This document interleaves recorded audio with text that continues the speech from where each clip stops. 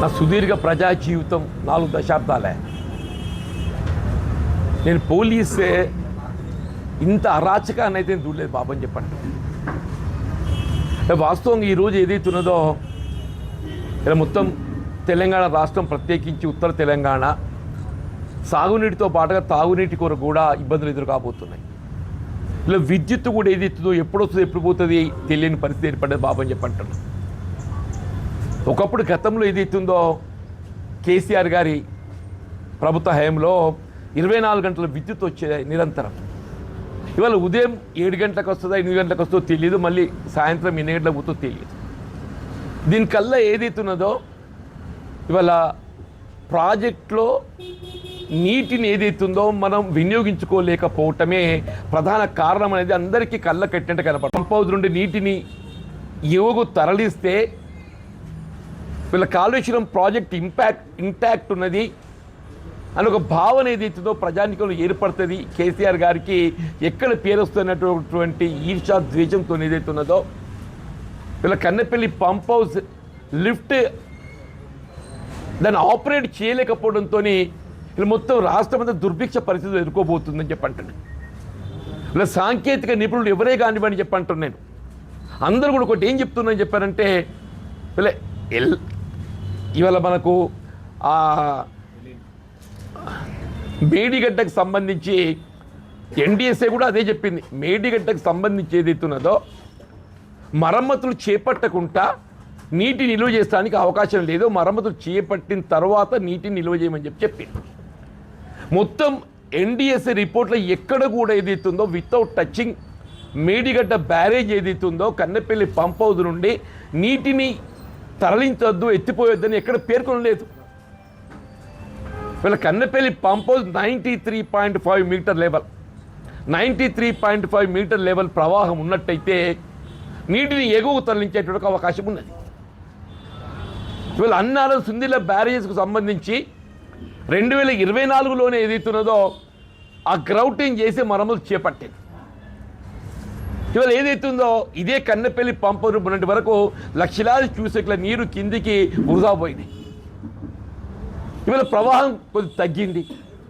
ఈ వచ్చిన ప్రవాహాన్ని కూడా ఒడిసి పట్టుకొని ఇలా కన్నెపల్లి పంప్ హౌస్కు దిగువ నాకు 1 కిలోమీటర్ అటు ఇటు టెక్నికల్గా అక్కడ కాఫర్ డ్యామ్ నిర్మాణం చేస్తే నీరు ఏదైతుందో మనకు నిలిచేటువంటి అవకాశం ఏర్పడుతుంది. వితౌట్ టచింగ్ మేడిగడ్డకు సంబంధం లేకుంటే ఏదైతుందో కన్నెపల్లి పంప్ హౌస్ దిగువన కాఫర్ డ్యామ్ నిర్మాణం చేస్తే నీరు ఏదైతుందో మన పంప్ హౌస్లోకి నీటిని మళ్లింపు చేసేటువంటి అవకాశం ఉన్నది. కాఫర్ డ్యామ్ ఇది సాధారణం. వీళ్ళు పోలవరం ప్రాజెక్ట్ నిర్మాణం చేస్తున్నా చంద్రబాబు నాయుడు గారు ఏదైతే కాఫర్ డ్యామ్ నిర్మాణం చేసి ఆయన ఎగువకు నీటిని తరలించుకుంటున్నా ఆయన ఆ మాత్రం జ్ఞానం మనకు లేకుంటే ఎట్లా? మన దిగువనున్న ఆంధ్ర రాష్ట్రం ఏదైతుందో వాళ్ళకు వచ్చిన అవకాశాన్ని వినియోగించుకునే విధంగా కాఫర్ డ్యామ్ నిర్మాణం చేసుకొని పోలవరం ప్రాజెక్ట్ నిర్మాణం చేయడంతో పాటుగా ఎగువ నీటి తరలించుకుంటున్నాయి వాళ్ళు. ఆ మాత్రం జ్ఞానం మనకు ఉండద్దే. ఇవాళ మొత్తం రైతాంగం ఎక్కడ చూసినా చెప్పంటాను నేను. ఎస్ఆర్ఎస్పి మొత్తం వట్టిపోయింది, మిడ్మానేరు వట్టిపోయింది, ఎల్ఎండి వట్టిపోయింది. నేను సిద్దిపేటలో హరీష్ రావు గారు ఏదైతుందో ఇలా రైతాంగంతో మహాపాదయాత్ర చేపట్టిండే ప్రభుత్వాన్ని కనువిప్పు కలింపజేయాలని చెప్పని. ఈరోజు మిత్రుడు రవిశంకర్ గారు ఏదైతే చొప్పదండి మాజీ శాసనసభ్యులు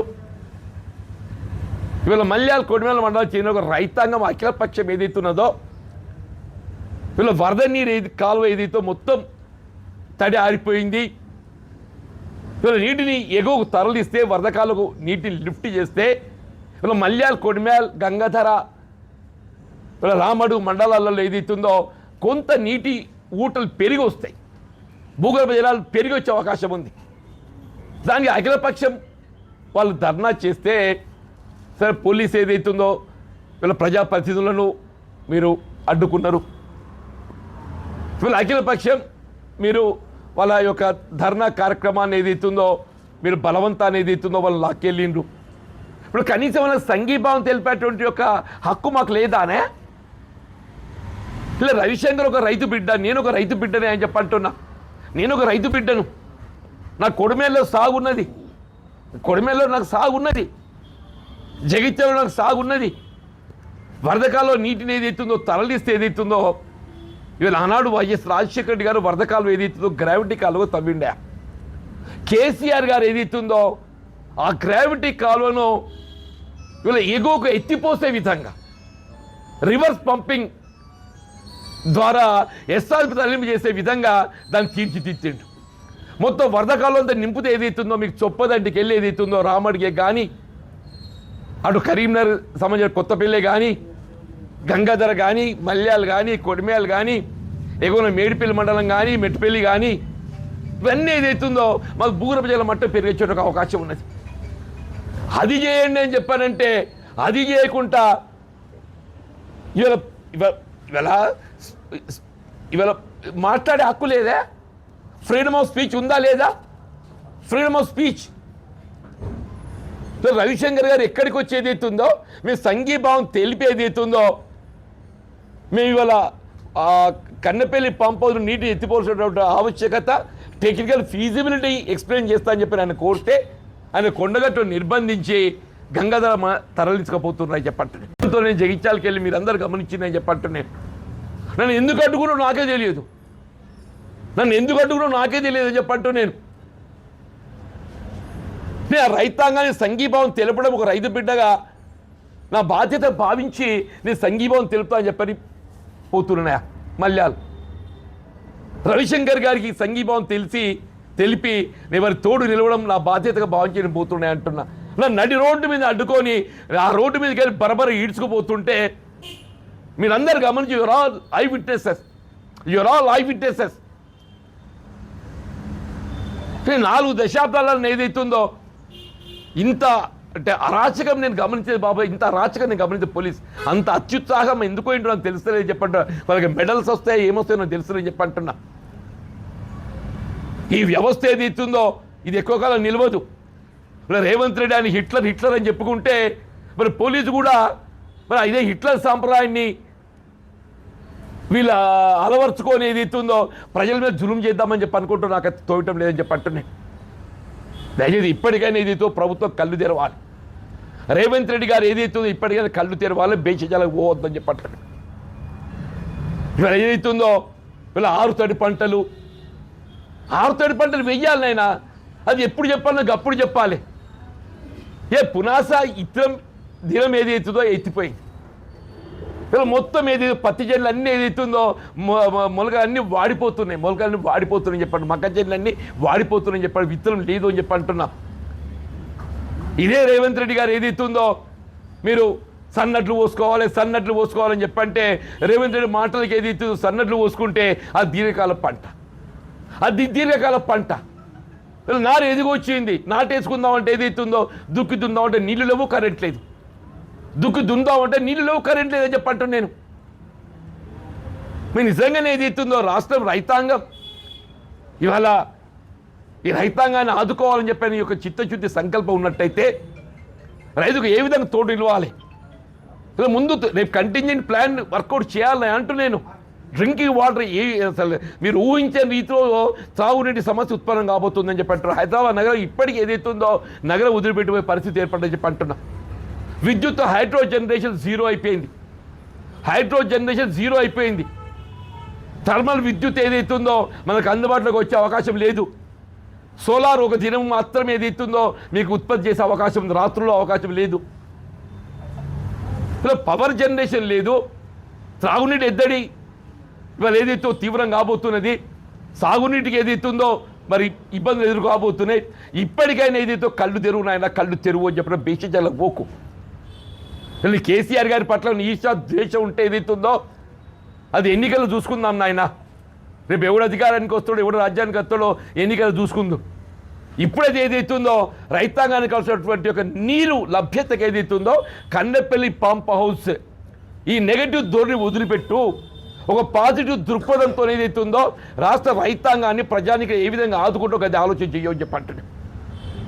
టెక్నికల్ ఫీజిబిలిటీ వర్కౌట్ చెయ్యు, కాఫర్ డ్యామ్ నిర్మాణం చెయ్యు. అంత 10 కోట్లు, ఎక్కువ లేక 10 కోట్ల మించి కాదు అని చెప్పంటూ నేను ఆల్రెడీ అంచనాలు రూపొందించి ప్రభుత్వం వద్ద నివేదిక సిద్ధంగా ఉన్నది.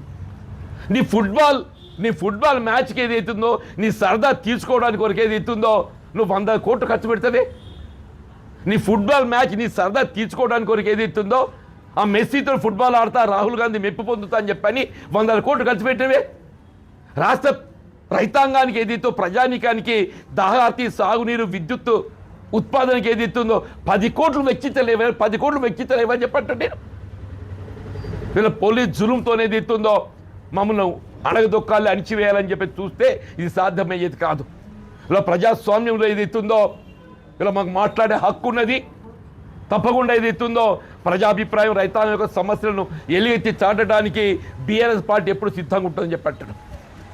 వాళ్ళు ఆల్రెడీ కేటీఆర్ గారు ఏదైతుందో కన్నెపల్లి పంప్ హౌస్ సందర్శించడమే కాదు, నీటిని ఎగువకి ఎత్తిపోసేటువంటి ఒక అవకాశాన్ని కూడా వివరించింది. మనం వెదిర శ్రీరామ్ గారు అని చెప్పి అంటున్నాం. మేడిగడ్డ బ్యారేజ్ నిర్మాణ లోపల ఏమైనా ఇబ్బందులు ఉన్నట్టయితే that can be worked out. కానీ వాళ్ళు ఏదైతుందో నీ అన్నారం సుందీల బ్యారేజ్ నీకు ఇంత టెక్నికల్ ఫీజిబుల్ సపోర్ట్ ఉంది. ఆ బ్యారేజ్ ఏదైతుందో ఫ్లడ్ లైన్ పెట్టి నువ్వు దాన్ని ఆపరేట్ చేయవచ్చునే.